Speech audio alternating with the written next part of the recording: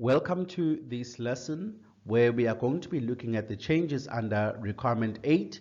Requirement 8 is about production risk zones, which are high risk, high care, and ambient high care.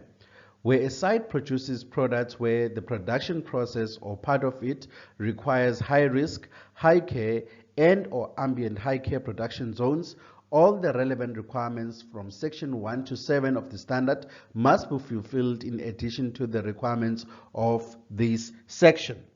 So now let's look at what are the changes. Let's first start with clause 8.1.1. This clause has been completely revised to simply require that site maps that have been drawn up to satisfy clause 4.3.2 must include the location of pathogen control steps. Then clause 8.1.3, there is an addition of including the procedures for changeover from low risk to high care. There is also another change under clause 8.2.3, which is a new requirement that requires additional procedures for removable walls if they are part of the design for the high risk or high care area. Essentially, the standard requires that the removable walls are tight fitting, movement of the walls is controlled and is done by authorized and trained staff, and that cleaning and reconditioning procedures are put in place.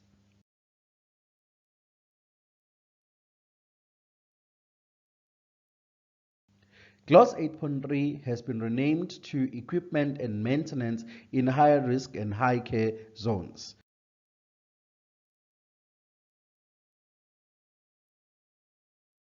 Then clause 8.3.3 deals with battery charging equipment where it has been added as part of the requirement.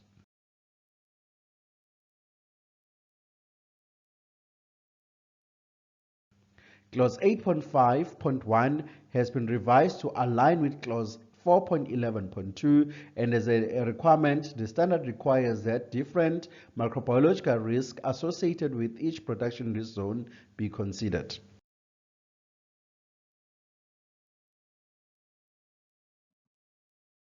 Let's now have a look at clause 8.5.3, where we are looking at hygienic design, cleaning and storage of equipment. Under clause 8.5.3, the equipment requirements have been updated to include that equipment must be hygienically designed, cleaned and stored in a hygienic manner to prevent contamination. For example, storing equipment in designated locations and off the floor when not in use.